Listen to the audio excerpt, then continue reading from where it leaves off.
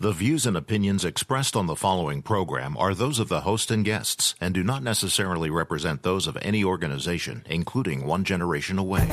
The freedom of a people to choose its leaders is the root of liberty. Keep alive this experiment in liberty. Liberty, in case you've forgotten, is the soul's right to breathe. Government should be very minimal in protecting liberty. Peace cannot be purchased at the cost of liberty. The sturdy ground of liberty. Liberty once lost is lost forever. Fight for their liberty and for our security. Guarantees individual liberty. This great republic, born alone in liberty. Liberty. Liberty. Liberty. Liberty. Liberty. Liberty. Liberty. Liberty. Just how much do you want liberty? This is Liberty Nation with Tim Donner, a production of LibertyNation.com. cutting through the double talk, taking on the topics, going after what the politicians really mean, and making it all clear. For your freedom and your liberty. Liberty Nation with Tim Donner. The sword of Damocles hangs over the head of Donald Trump, Nancy Pelosi, and the D.C. swamp. So where do we go from here? Welcome back into Liberty Nation Radio, a production of LibertyNation.com and heard from coast to coast on the Radio America Network. Nancy Pelosi says there will be no funding for Trump's border wall, while Trump continues to threaten Democrats with declaring a national emergency and doing an end run around Congress. We'll examine the state of play as Trump prepares to deliver his previously postponed State of the Union address on Tuesday. You know, Democrats used to believe and say many of the same things about illegal immigration as Trump. We'll play you what Obama, both Clintons, Chuck Schumer, and Nancy Pelosi used to say about illegal immigration until Trump came along. Senator Cory Booker enters the presidential fray, the ninth Democrat to do so. We'll examine his electoral prospects and we'll drill down on the radical proposals, including Medicare for All, advanced by the putative frontrunner for the Democrat nomination, Kamala Harris. Plus, how the prospect of Starbucks founder Howard Schultz running as an independent has Democrats in open panic. And Scott Cosenza jumps on board for Talkin' Liberty and an analysis of the raid on Roger Stone that closely resembled something out of a police state. Say what? Say what? Say what? One more time. We kick things off with our signature segment, Say What, where we roll out some of the most wacky, astonishing, and damnable things uttered by politicians and the chattering class. It's been 1 week since the government reopened after the partial shutdown, and with a deadline for a deal now just 2 weeks away to keep the government open, the only progress President Trump made this week in trying to squeeze money out of the Democrat-run House for his border wall was rescheduling the State of the Union address for this coming Tuesday, when he will surely use the national stage to try and push the envelope on border wall funding. But Speaker Nancy Pelosi said, good luck with that. There's not going to be any wall money. However, if they have some suggestions about certain localities where technology, some infrastructure, as I said, about the ports of entry, we might need more ports of entry. We might need some roads. That's part of the negotiation. What did he say today? It doesn't matter what Congress does. I knew that he wanted it all to himself. I mean, oh, really? A president who wants to have Congress be completely irrelevant in how we meet the needs of the American people? No, come on.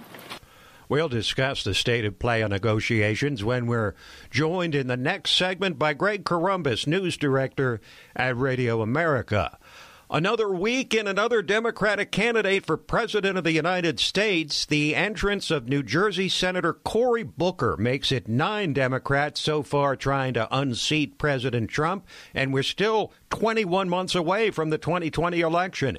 Just like Senator Kamala Harris, who we'll discuss a bit later on, Booker introduced himself to the American people with high-profile, aggressive questioning during the Brett Kavanaugh confirmation hearings. And in his announcement for president, he played heavily on his inner city background as a community activist and mayor of Newark, New Jersey.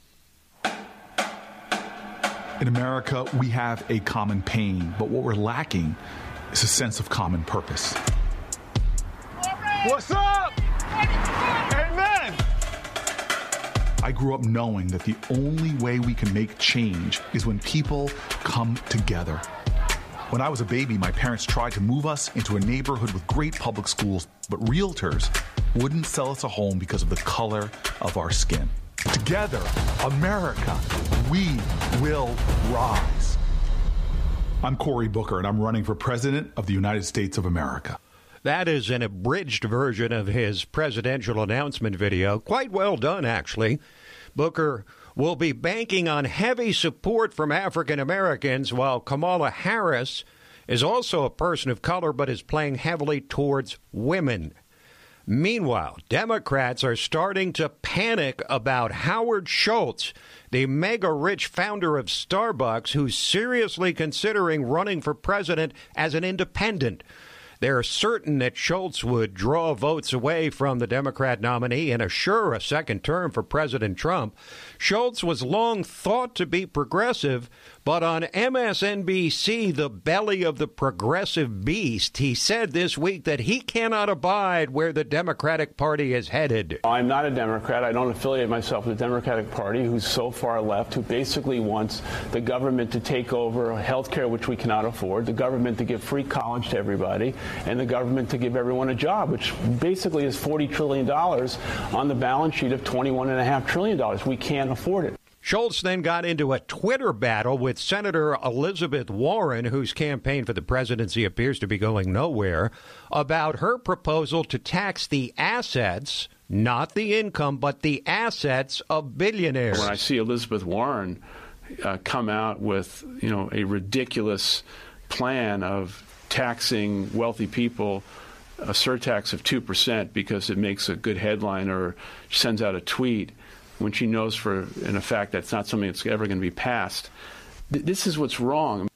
Schultz, like Donald Trump, is independent enough and wealthy enough to chart his own course and fund his own campaign, and that's what has leftists in the political and media elites in open panic. Help elect Trump, you egotistical billionaire. A lot of Democrats are freaking out. Absolute gift to Donald Trump. He could take away votes that would go to the Democratic nominee, handing President Trump a second term. Many Democrats fear that could be disastrous. Your entry into this race will guarantee Trump another 4 years. Running as a third-party candidate only helps Trump and maybe Putin. 2 words for you, just don't. Doesn't get to be king just because he's so rich. Schultz could wind up being the same thorn in the side of Democrats that Ross Perot was to Republicans and President George H.W. Bush back in 1992. Meanwhile, with Democrats long in disbelief that conservative Christians could be so supportive of President Trump, White House Press Secretary Sarah Sanders did an interview with the Christian Broadcasting Network, CBN, this week, and turned some heads when she said God wanted Trump to be president. I think God calls all of us to fill different roles at different times, and I think that he wanted Donald Trump to become president, and that's why he's there. And I think he has done a tremendous job in supporting a lot of the things that people of faith really care about. Well, that's it right there. Trump may not be a born-again Christian, but he does a whole lot of things that Christians support. But it should also be said that if you believe God chose Trump, then you have to believe he also chose Barack Obama and Bill Clinton. Then there was the latest hiring by CBS, which, like other elite media, seems to hire only anti-Trump Republicans. This time, it's the never-Trump ex-Senator Jeff Flake, who ran away from a re-election fight and then attacked Trump over and over, and was once thought to be considering a challenge to Trump in 2020. I've always said that I do hope that there is a Republican who challenges the president in the primary. I still hope that somebody does, but that somebody won't be me. I will not be a candidate. I'm sure Donald Trump is greatly relieved at that prospect. Will negotiations between Trump and Pelosi go anywhere? Will Trump invoke his power to declare a national emergency? And which of the many Democrats running for president is most likely to break away from the pack? We'll take a quick break, and then we're back to examine the state of play in the D.C. swamp and presidential politics with Radio America News Director Greg Corombos. Liberty Nation with Tim Donner.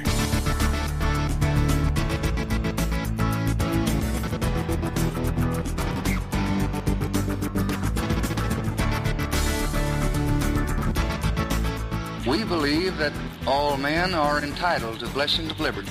This is Liberty Nation with Tim Donner.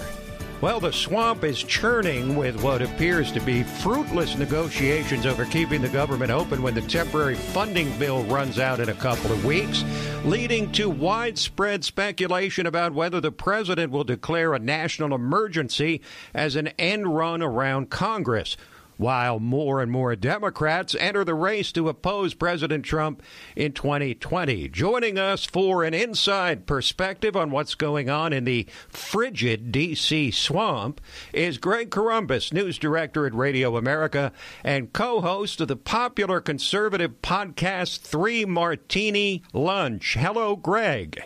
Hi, Tim. Good to be with you again. Appreciate it. So let me ask you this. What do you think is the minimum that Trump would accept in any deal to keep the government open after February 15th? And what is the maximum the Democrats might be prepared to offer? Well, the maximum Democrats appear to be ready to offer in terms of wall funding is zero. Nancy Pelosi has made that clear on multiple occasions. It's one of the reasons the shutdown went on as long as it did, because you'll recall that the Democrats were telling Trump, just reopen the government and then we'll negotiate this. And so Trump had him over to the White House the day after that. I think it was the day after his speech, which then we saw the Schumer/Pelosi rebuttal. And so Trump said, OK, let's say we reopen the government. Are you going to give me any money for the wall? Pelosi says no. Trump says bye. Meeting's over. So Pelosi has said that again this week. She's clearly the one driving the Democratic position on this because obviously she has the majority in the House and Chuck Schumer can only do so much in the Senate. So that's going to be the Democratic position. And then they're basically daring Trump to call their bluff again. So we're either headed for another shutdown in 2 weeks, or we're going to see the Republicans once again not get what they want. In terms of what Trump would accept, I think he wants at least the $1.6 billion that the Democrats were saying they wanted in general border security money, but probably devoted specifically to the wall, at least that much, if not more than that. Now, we keep hearing reports that there are Democrats, particularly freshman Democrats, who seem to be more open to making a deal and giving Trump something of what he wants. Are those reports accurate? Or are they exaggerated? Do these sort of unnamed Democrats have effectively enough power to force any kind of movement from the Speaker of the House? I think in certain cases it is legitimate, Tim, but the last question you asked, I think, is the more important one, and that's whether they have the leverage to do it. Because the Democrats, as you'll recall, I think needed to pick up 23 seats in the midterms to get the majority. They ended up picking up 40, which means they've got basically 12.5 members of their caucus that they can lose without giving up their position on the issue. So if they can't cobble together basically 20 people insisting that we're going to vote for at least some wall funding, Pelosi doesn't have to change her position. So the question is whether there's 20 of those type of people in the House Democratic caucus. The problem on the other side is not only that there would need to be 7 Senate Democrats to get there, and I think there's less of a chance than that than finding 20 in the House, but you've already got Senate Republicans on the record, Lisa Murkowski, Susan Collins, even folks that you would have expected to take a stronger stand on this, Mitt Romney, for example, perhaps, saying that they don't have a stomach for a shutdown again. So the Democrats are likely to read that as that the Republicans are not going to stay unified with their 53 votes. Greg, what indications are you getting on whether Trump is actually prepared to call a national emergency and redirect funding from other sources to his border wall? And how might the seizure at the border of that largest batch of fentanyl ever, enough to kill over 100 million people, change that perspective, if at all? I expect there to be a big fight over the narrative on that, because on the one hand, you've got the Democrats saying, look, we caught him. The border security is just fine. We can beef it up a little bit here and there with some high-tech equipment and maybe some drones here and there. But you don't need a wall. Everything's working just fine. We just got the biggest fentanyl bust we've ever seen. And Trump will make the argument, of course, is that, well, sure, we caught this one, but it's pouring over the border in huge quantities, not just fentanyl, but heroin and marijuana and everything else. And so we got this one, but there's a lot we're not getting because the border's not as secure as it could be. So there's the narrative fight right there. And so good luck getting people to budge, because I think most members on both sides of the aisle are pretty much entrenched. In terms of the national emergency, the fact that Mitch McConnell is pushing back against that means that Trump is probably taking some pause. I'd be curious to see what his attorney general, either his acting or his incoming attorney general, is advising him on this. On the other hand, you've got folks like Lindsey Graham saying, look, if we can't make a deal on this legislatively, let's go ahead and declare the national emergency. The concern with that from a conservative perspective, even if you get started on the wall, is that all of a sudden you've circumvented the legislative process, and eventually one day there'll be a Democratic president with a Republican Congress, and that Democratic president could use this as a precedent for circumventing the Congress on something else, whether it's guns or open borders or something else. Just like Mitch McConnell used the rule that had been put in force by Harry Reid to push through a couple of Supreme Court nominees that probably would not have passed otherwise. We're joined by Greg Corombos, Radio America News Director and co-host of the popular conservative podcast 3 Martini Lunch. Let's turn now, Greg, to presidential politics. The name of Cory Booker can now be added to the stampede of Democrats chomping at the bit to take down President Trump.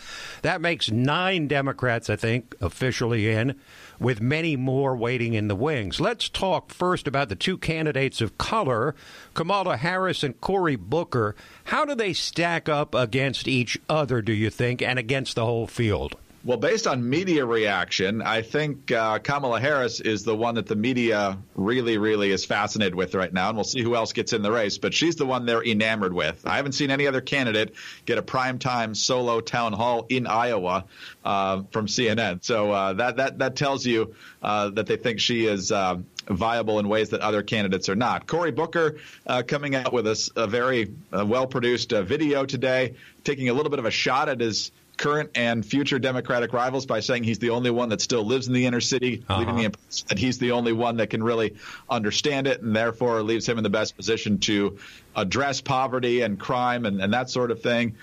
He was a mayor, which Kamala Harris was not, but Kamala Harris obviously having a long legal career. The question is which one is going to tack farther to the left, and so far Kamala Harris has done about as much as you can in that direction, essentially calling for an end to private health insurance, taking some pretty strong stances on gun control.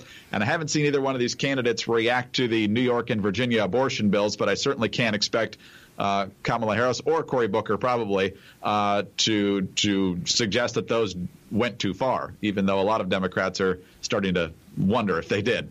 Indeed. And on that note, we thank you for joining us today, Mr. Corombos. You're welcome. Thank you for having me. That is Greg Corombos from Radio America.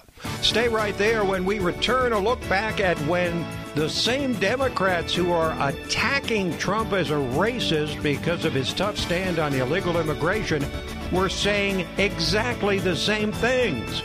Plus, the radical agenda of Kamala Harris. Liberty Nation with Tim Donner.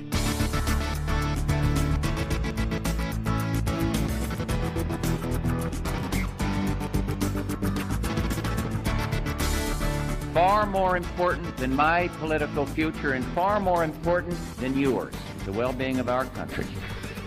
This is Liberty Nation with Tim Donner. Liberty Nation Radio, a production of LibertyNation.com, and heard from coast to coast on stations big and small along the Radio America network, including the good folks of Andrews, Texas, listening on KACT 1360 AM. Thanks for tuning in. Hope you'll continue to do so, and tell your friends. Well, we all know by now what the Democrats think about President Trump and his hard line on illegal immigration and commitment to building a wall on our southern border. But did you know that in years past, long before Donald Trump emerged and won a shocking victory to become president, those same Democrats were singing a very different tune. In fact, the exact same tune as President Trump does these days. We've got statements from Obama, both Clintons, and Chuck Schumer. Let's start with the last president, Barack Obama, when he was a member of the Senate. We simply cannot allow people to pour into the United States undetected, undocumented, unchecked, and circumventing the line of people who are waiting patiently, diligently, and lawfully to become immigrants. The bill before us will certainly do some good. It will authorize some badly needed funding for better fences and better security along our borders, and that should help stem some of the tide of illegal immigration in this country. Okay, but that's just one prominent Democrat, you might say. But listen to the woman who was supposed to become president in 2016, Hillary Clinton. Mexican government's policies are pushing migration north. There isn't any sensible approach except to do what we need to do simultaneously, secure our borders with technology, personnel, physical barriers if necessary in some places, and we need to have tougher employer sanctions, and we need to try to incentivize Mexico to do more. If they've committed transgressions of whatever kind, they should be obviously deported. If you saw that statement in writing and had to guess who said it, you'd guess Donald Trump, right? But how about Hillary's husband, Bill, the 42nd president? All Americans, not only in the states most heavily affected, but in every place in this country, are rightly disturbed by the large numbers of illegal aliens entering our country. The jobs they hold might otherwise be held by citizens or legal immigrants. The public service they use impose burdens on our taxpayers. That's why our administration has moved aggressively to secure our borders more, by hiring a record number of new border guards, by deporting twice as many criminal aliens as ever before, by cracking down on illegal hiring, by barring welfare benefits to illegal aliens. We are a nation of immigrants, but we are also a nation of laws. Okay, you might say, but Obama and both Clintons are no longer in office. So what about one of Trump's chief tormentors in the current fight, Chuck Schumer? Just listen to Schumer a few years ago. We must create a system that converts the current flow of primarily low-skilled illegal immigrants into the United States into a more manageable and controlled flow of legal immigrants who can be absorbed by our economy. Illegal immigration is wrong, plain and simple. Until the American people are convinced that we will stop future flows of illegal immigration, we will make no progress on dealing with the millions of illegal immigrants who are here now. When we use phrases like undocumented workers, we convey a message to the American people that their government is not serious about combating illegal immigration. People who enter the United States without our permission are illegal aliens, and illegal aliens should not be treated the same as people who entered the U.S. legally. That is exactly what Trump has been saying. But because it's Trump, Democrats have completely changed their minds. Just thought you should hear the hypocrisy for yourself. Now, Kamala Harris, the hottest Democrat in the race for president at this point, has come out in support of some truly radical proposals. Foremost among them, a single-payer government health care system that would terminate all private health insurance. I am running to declare once and for all that health care is a fundamental right.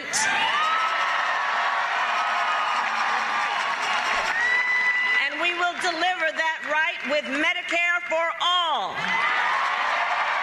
So how would the nation's health care system change with Medicare for all? Well, everything would change. At least 160 million Americans would be moved from private insurance to a government-run program. Medicare for all would cost taxpayers over $30 trillion in the next 10 years. That's $3 trillion a year in a federal budget that now totals about $4 trillion a year.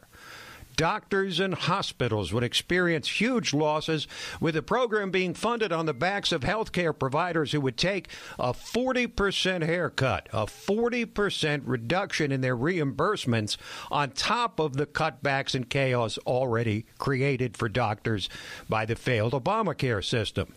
But that's not the only thing proposed by Kamala Harris that would strain, to put it mildly, the federal budget. I am running to declare education is a fundamental right.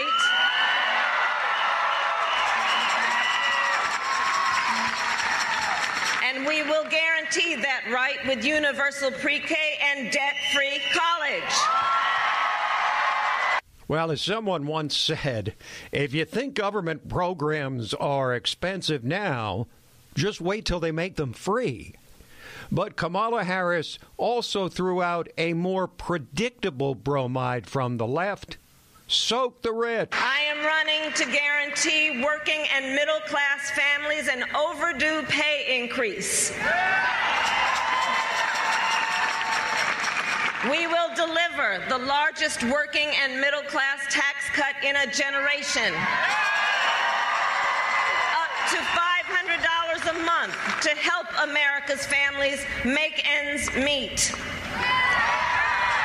And we'll pay for it. We'll pay for it by reversing this administration's giveaways to the top big corporations and the top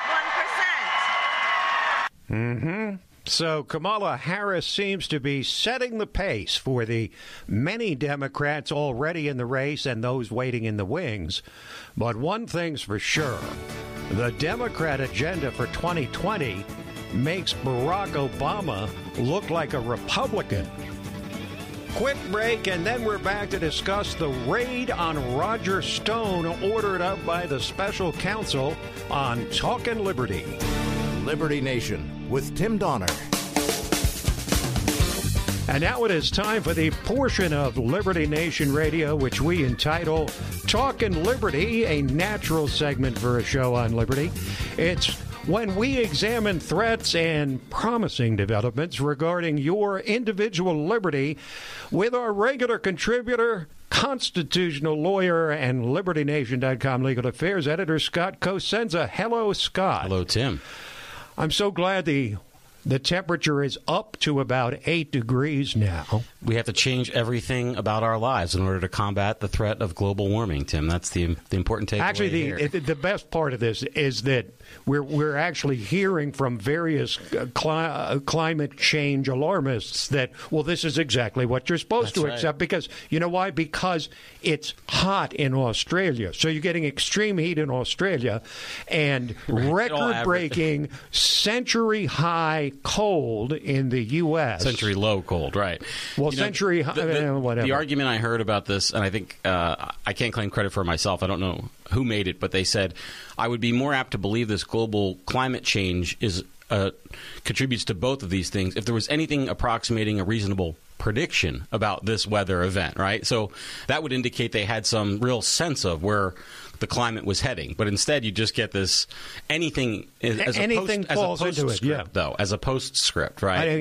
Where's the prediction ahead of time? Al Gore's increasingly looking like a climate change moderate. He's going to be a climate change billionaire in a few months, Tim. I mean, You mean he's not there already? Well, maybe he is. Well, he has to pay a lot of that to Tipper, you know. Yeah, that's right. All right, we digress massively here. There was a documentary one time a few years ago called Get Me Roger Stone. Thoroughly entertaining. So apparently Robert Mueller and his henchmen saw that. Right. I can imagine Mueller saying to Andrew Weissman, his top henchman, his lieutenant, get me Roger Stone. And they sure did, Scott. Mm-hmm. Well, I'll tell you what, Tim. That's an interesting lead-in that you chose to the story, because one of the most profoundly disturbing aspects of it is the CNN scoop, and what many people, myself included, to believe to be the CNN tip-off, which is to say that Roger Stone's house was raided at about 5:50 a.m., I believe, and the only The only group that was there to cover it live journalistically was CNN, and we believe it was a tip that the special counsel's office or the U.S. attorneys or the prosecutor. But here's the reason why I say I think it was interesting at your lead-in. The producer for the CNN segment that of the Roger Stone raid is a former FBI employee, according to Roger Stone himself. And so the idea that person... I mean, it just, who are you going to believe? You mean your own lying eyes or the truth? You mean they don't stake out his house round the clock daily, all the time? I mean, they have a big staff. And the other thing, apparently, there were police at either end of the block, and apparently, like, you or I couldn't have gotten onto that block. So it was sort of doubly in favor of CNN, and, of course, violative of the secret grand jury process and numerous other confidentiality rules, again, all to accrue to the political damaging of President Trump. And so that is what is so profoundly disturbing. We have elements of the government, whether they're Mueller himself or his lieutenants or others high in the FBI or the U.S. Attorney's Office, who are using that office that we pay handsomely for in order to punish Donald Trump politically. And there's there seems to be nothing anybody can do to stop them except for Trump firing Robert Mueller. That's certainly one of the ways. Lindsey Graham did, Tim, issue a series of tweets. It's so funny how we talk about politics these days, but he tweeted out the contents of a letter that he sent to the FBI asking for a specific responses to questions about why the decision was made to send a helicopter, a SWAT team, and a pre-dawn raid over a person who was represented by counsel and had no history of violence nor inclination to it. So hopefully we'll get some answers at some point in the future. Well, all these crimes that he's charged with occurred after the Mueller investigation started. They're all process crimes. They're not violent crimes. And yet the SWAT that was pulled off by the police by most counts, more than 24 law enforcement officers, including amphibious. Well, certainly you have to for the aquatic for the water behind his house, for the pond or the lake or whatever behind his house. But this, this was a guy who's supposedly or is charged with process crimes, and yet the SWAT team that went in there, Scott, it was almost indistinguishable from what you'd see in Venezuela. So there's two things going on. One of them is this punish Donald Trump and his allies thing that I think is clearly on display. And Roger Stone, in particular, has a history of kind of thumbing his nose at establishment. And so even more so than any other sort of random supporter of the president, I think that perhaps the other side would be rife to kind of thumb their nose back at him with a raid that he claims they spent, I think he said, 13 hours in his house. They didn't leave until 7 p.m., and they set up tables and inspected and searched everything in the house during that time. As if he was dealing drugs and or something. And wouldn't let his wife, for instance, access her electronic devices that we're all sort of married to. You think about what it would be like. You got somebody in your house, you're subject to a search warrant, you can't move, you can't leave, and you can't access your electronic device. It's 13 hours. What's that day like for you? Well, it's sending a clear signal that they're going to use every ounce of intimidation available to essentially, Scott, a fourth branch of government, because this is proof positive that there are no limitations placed on what this special counsel can do. I agree. And so there is one other factor that can sort of go in the defense of the FBI in this instance. And it's a factor that we've talked about before, Tim, and it goes against the liberty of all Americans, which is that these militarization of law enforcement, including federal law enforcement, takes place every day in America, across the country.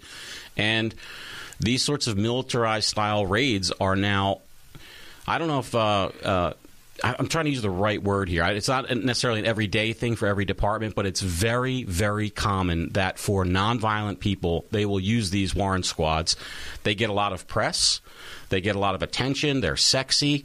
They're sort of by the way, the people who are recruited to go on them, it's all gung-ho. I remember an old school sheriff once said, you should ask who wants to be on the SWAT team, and whoever holds up their hand, they should not be allowed on the SWAT team. But unfortunately, all the hand raisers, they're on the teams these days, and many Americans have to suffer a fate similar to Roger Stone, albeit for different motivations.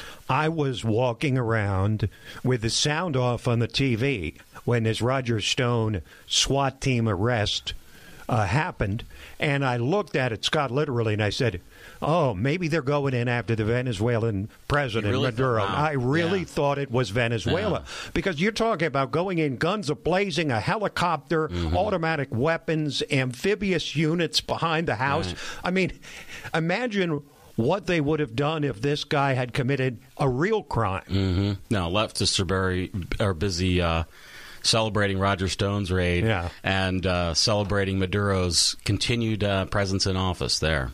All right, we got time for one more story. We can either do Canada DUI or we can do the Baltimore DA. Let's stick with Baltimore. Keep it local.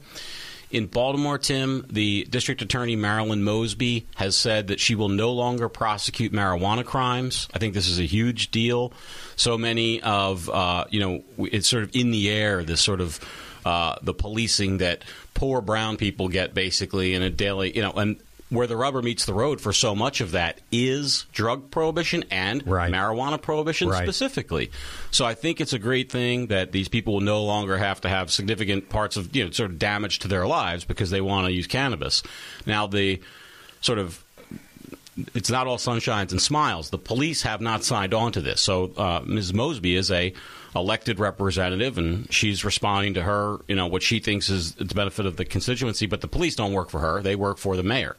And the police have not said they will. So what will likely happen, Tim, is don't go to Baltimore and think you can walk down the street and not get arrested for marijuana. You can, but you will not be prosecuted unless you have demonstrable evidence that you're dealing, which is to say baggies and scales and that sort of thing. For personal use in Baltimore, though, you may get arrested, but you will no longer be prosecuted for marijuana. But part of the Baltimore DA's announcement here is that she's going to try to vacate 5,000 convictions. So it's going to be retroactive. It may be. I mean, this is what she's trying to do. Yes. So as I understand it, and I have a limited understanding of Maryland post-conviction relief, to be sure, is that it's an uphill battle for that to happen. But it was not an uphill battle for her to stop effective immediately any current and future prosecution. So you can bank on that for the time being anyway. The 5,000 in the past, we don't know. 30 seconds on Canada DUI. Canada passed a law that's just now sort of coming into the enforcement mechanisms are just now being populated, and we're now just sort of hearing about it. Tim, the DUI law in Canada was changed to where this year police have to have no cause at all to stop you and demand that you submit to a sobriety test. The story I learned about was a man going to a recycling center with some empty beer bottles, and the cop said, "Oh, you must be a big drinker. Let me test you for your sobriety," with no cause. So I talked to a Canadian citizen today about this law and asked how it might be overturned, knowing little about the governance of our country, of our neighbor to the north, like so many Americans. He said it's probably going to take a year or more if it does get overturned for this law to go away. I thought the amazing part is that it requires drivers to be sober for 2 hours after they finish driving, so they can follow you into your home. That's right. If they saw that you were driving but they didn't stop you. Or somebody else calls and says you were driving erratically. So you're on your way home from work. Somebody calls and says you were driving erratically. You get in the door and you have a couple scotches on an empty stomach. Now you have to blow a breathalyzer test. This is definitely more of a threat than a promising development for individual liberty. Thank you, Scott. Thanks, Tim. This program, Liberty Nation Radio and LibertyNation.com's own podcast, The Uprising, are available to you on demand at LibertyNation.com and from fine podcast providers everywhere. So that is it for this week, but we'll be back at you next week, same time, same station. Till then, this is Tim Donner saying stand up for liberty. And we'll see you next time on Liberty Nation Radio.